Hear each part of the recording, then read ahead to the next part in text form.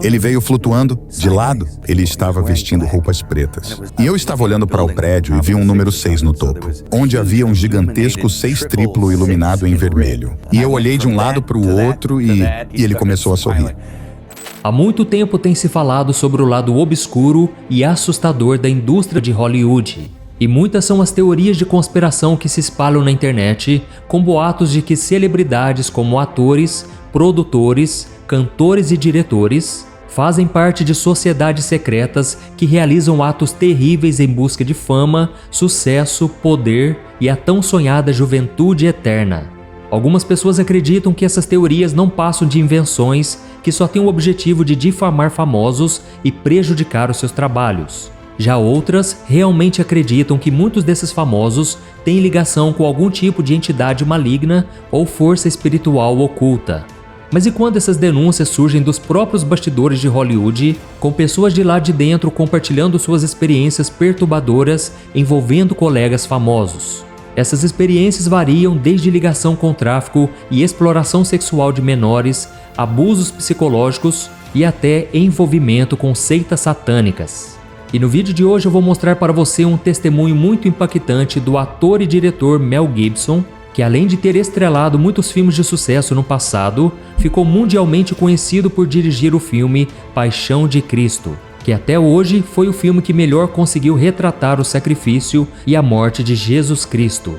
Mel Gibson conta que certo dia ele teve um encontro pessoal com o próprio anticristo e que a partir dali a sua carreira foi arruinada.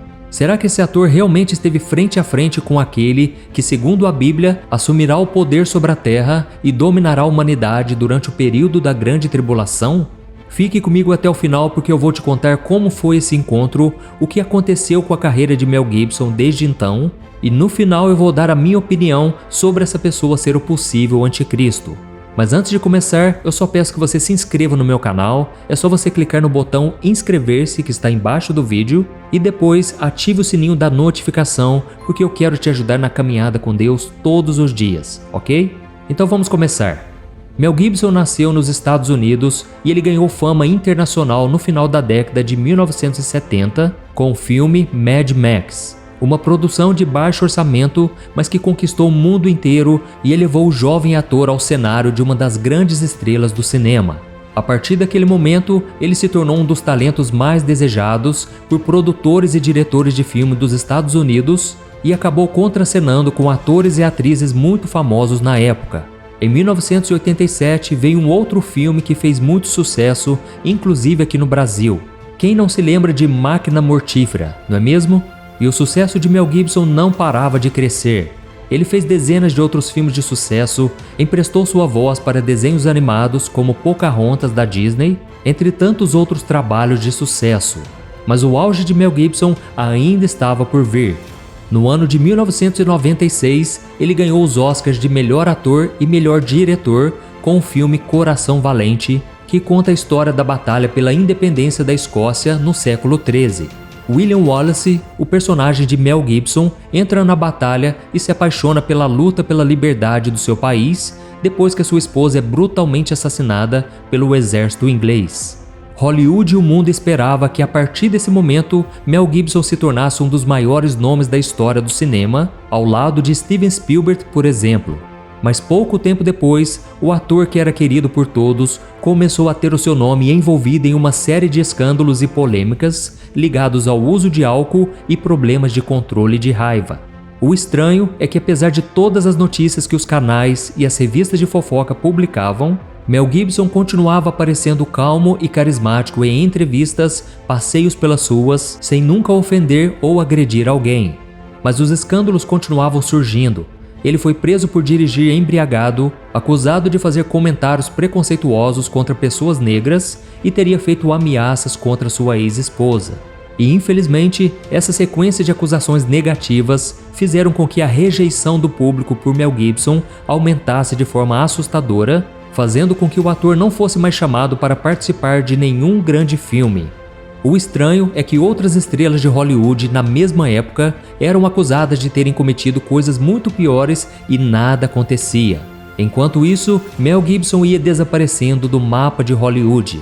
Ele até chegou a fazer alguns papéis menos importantes em alguns filmes naquele tempo, mas a mídia quase não divulgou as produções e as salas dos cinemas ficaram vazias na grande maioria das vezes. Porque para o público, a imagem que ficou de Mel Gibson foi a do homem bêbado, louco e desequilibrado, que batia em mulher e ofendia pessoas de outras raças. E por causa disso não merecia uma segunda chance e nem ter a sua versão ouvida das acusações que sofreu. E você pode estar se perguntando agora, mas pastor, por que Mel Gibson passou por tudo isso indo do céu ao inferno em tão pouco tempo? O que o fez perder o controle de sua vida assim, sem que nada aparentemente tivesse acontecido? E é aí que nós entramos no tema desse vídeo. No ano de 1998, ele deu uma entrevista para um canal de televisão norte-americano que deu início à fúria da imprensa e da indústria cinematográfica contra o ator. O tema da entrevista era a vida cotidiana das estrelas de Hollywood, seus contatos, amizades, as pessoas com quem se relacionavam e saíam para jantar. E naquela oportunidade, Mel Gibson contou uma experiência estranha que teve durante uma reunião com o ator Christopher Walken, que ficou conhecido por filmes como A Lenda do Cavaleiro Sem Cabeça, Clique e Prenda-me Se For Capaz. Esse encontro entre os dois atores aconteceu em um hotel em Nova York e, segundo Mel Gibson, foi tão assustador que ele realmente se sentiu diante de um demônio. Vamos ver o momento em que ele começa a falar sobre esse encontro. Quero dizer, este é um lugar bizarro. E não demora muito para você perceber, e com certeza você já experimentou isso se tem estado aqui tempo suficiente. E não importa o quão forte você seja quando chega, fresquinho da fazenda, com suas convicções e uma certa linha de ataque, não importa o quão forte você seja, você será afetado por este lugar. A opinião dele, em relação às mulheres em filmes do começo ao fim, é breve. Ele diz, mulheres em filmes? Desnudas ou mortas, ambas são melhores. E é como, uau. Ele veio me ver uma vez em um terraço em Nova York. Eu disse, ei, podemos conversar? Ele disse, claro. Ele veio flutuando de lado entre uma multidão de pessoas. Ele estava vestindo roupas pretas. Era como aqueles velhos filmes de vampiros em que eles não caminham, flutuam. E ele era um dançarino, sabe? Então ele se movia com tanta elegância e ele se movia de lado e se sentou em uma cadeira ao meu lado. E meio que me assustou. E ele é um cara muito inteligente. Começamos a conversar e eu nem falei muito sobre o roteiro. Nada. Apenas comecei a falar com ele sobre a época medieval e ele começou a falar sobre torturas. E mudamos para o assunto de torturas porque ele tinha lido um livro sobre torturas. Eu tentei lembrar algumas das coisas mais horríveis que tinha lido naquele livro. E ele estava tipo, oh! E ele tentava superar as torturas. E meu assistente estava lá e foi embora porque não conseguia suportar mais. O ar tinha se tornado frio. E então ele foi embora e eu também queria ir embora. Porque eu sabia que não queria trabalhar com ele. E as coisas estavam ficando assustadoras. E então eu me virei e estávamos no topo do Hotel Península. Eu me virei para evitar o olhar dele em certo momento. E eu estava olhando para o prédio e vi um número 6 no topo, onde havia um gigantesco 6 triplo iluminado em vermelho. E eu olhei de um lado para o outro e ele começou a sorrir. E eu pensei, oh não, Chris Walker é o anticristo. Quando eu cheguei aqui, estava nos meus 20 anos. Foi a primeira vez que realmente cheguei aqui. E sabe, eu tinha muitas paranoias em relação a esse lugar, sobre o que diabos estava acontecendo, porque havia muitas coisas que eu não conseguia entender. E ninguém se importava realmente em me explicar.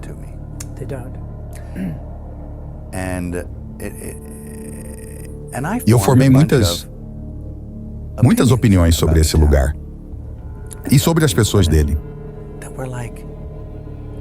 Certamente não poderia ser assim, porque nem todo o lugar pode ser como, você sabe, um vilarejo dos estranhos. É como quando há uma pessoa estranha rondando e todos no bar ficam quietos e encaram e te dizem, não vá até a casa no topo da colina.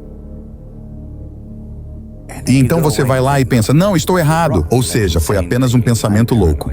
estou paranoico. Você imaginou essas coisas. E você começa a questionar se não é por isso que certas pessoas agiam de determinada maneira. E então, com o passar do tempo, você descobre que estava certo em relação a muitas dessas coisas. Embora não certo especificamente. Você começa a perceber que seus piores pesadelos eram reais. Você fica meio que, Isso é o que eu entendo como começar a nadar com os salmões na correnteza. Sabe, se você fica aqui tempo suficiente, você se encontrará fazendo essas coisas. E você tem que... Há uma maneira de fazer isso, sem realmente fazer. Isso leva tempo e requer relaxamento. Não ficar desconfortável, aceitar isso pelo que é. Entender o que é. Uma vez que você entende e não tem mais medo, você começa a superar isso. E então pode se ocupar de fazer o que estava tentando fazer inicialmente. Um lugar como esse pode te humilhar. E pode te humilhar ou te tornar humilde. Ele pode destruir sua vida em pedaços, se você permitir. Olha isso, você prestou atenção quando Mel Gibson falou sobre o número 666 em neon vermelho, exatamente no dia em que ele iria se encontrar com Christopher Walken no meio daquele hotel em Nova York? Outro ponto que chama a atenção é que Walken sorriu quando ele viu a reação de Mel Gibson ao ver aqueles números, porque ele sabia que o ator era cristão e sempre fez questão de falar sobre a sua fé para as pessoas. Talvez Christopher Walken estivesse debochando de Mel Gibson e de suas crenças. E isso ficou tão claro que o assistente de Mel Gibson se sentiu mal naquele ambiente e precisou sair de lá porque não estava aguentando tanta opressão espiritual que estava sofrendo naquele encontro.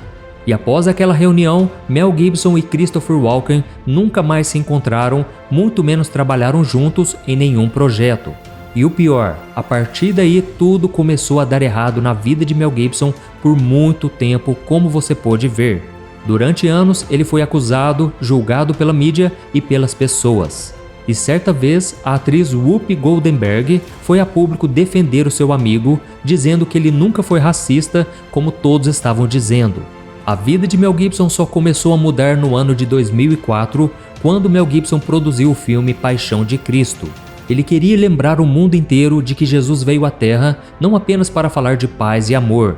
Ele veio com uma missão especial: morrer em sacrifício para que a sua mensagem de paz e amor fosse a única e verdadeira e que tivesse o sentido maior da redenção humana. E como eu disse, nenhuma produção cinematográfica da história conseguiu retratar tão bem a profecia bíblica sobre como seria o sofrimento do Messias. Olha só o que a Bíblia diz: Cristo foi ferido por causa de nossa rebeldia e esmagado por causa de nossos pecados.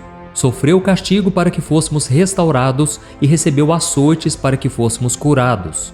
Todos nós nos desviamos como ovelhas, deixamos os caminhos de Deus para seguir os nossos caminhos. No entanto, o Senhor fez cair sobre ele os pecados de todos nós. Ele foi oprimido e humilhado, mas não disse uma só palavra. Foi levado como cordeiro para o matadouro, como ovelha muda diante dos tosqueadores, e não abriu a boca. E o filme foi um verdadeiro sucesso, arrecadando mais de 600 milhões de dólares de bilheteria, lotando salas de cinema nos Estados Unidos e em vários países do mundo, inclusive aqui no Brasil, e principalmente ganhando milhares de vidas para Jesus e resgatando muitos que estavam desviados do caminho do Senhor. E diante disso, eu entendo que o que o Mel Gibson passou naquele encontro com Christopher Walken e nos anos seguintes, com toda a perseguição e injustiças, foi, na verdade, uma grande batalha espiritual. Satanás poderia até não saber que Deus já tinha planos de usar o Mel Gibson para fazer um filme sobre o sacrifício de Jesus, porque ele não tem o poder de adivinhar o futuro. Mas ele sabia que aquele homem era temente a Deus e ele queria muito ser usado por ele de forma poderosa. Por isso o inimigo usou todas as suas armas para tentar destruir o Mel Gibson e frustrar os planos do Senhor. Mas em momento algum Deus o abandonou e a vitória veio. Tanto é que agora Mel Gibson está concluindo a sequência do seu filme, que se chamará Paixão de Cristo, Ressurreição. E o ator Jim Caviezel, que interpretou Jesus, disse que esse será o maior filme da história mundial e que todos durante a gravação já estão enfrentando muito ataque espiritual. E agora eu quero dar a minha opinião sobre o Mel Gibson ter achado que Christopher Walken era o anticristo. Irmãos, eu sinceramente não concordo com ele. Eu não acho que na época o Mel Gibson tinha uma ideia bíblica sobre as reais características sobre quem seria este homem. E por falta de conhecimento da palavra, ele fez aquela afirmação.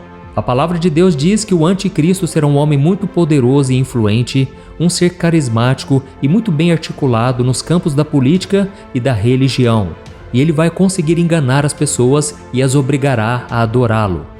O Christopher Walken é um homem conhecido no mundo do cinema e ele tem o respeito de Hollywood, e só isso. Mas eu acredito sim que ele pode ter sido usado por Satanás naquela reunião com Mel Gibson para tentar atacá-lo espiritualmente, mas isso não faz daquele ator um anjo caído e muito menos uma das bestas do Apocalipse, tá ok? Eu sou o Pastor Antônio Júnior. Se você gostou dessa mensagem, deste vídeo, compartilhe com seus amigos e familiares e se inscreva no meu canal. Eu te espero no próximo vídeo. Que Deus te abençoe poderosamente.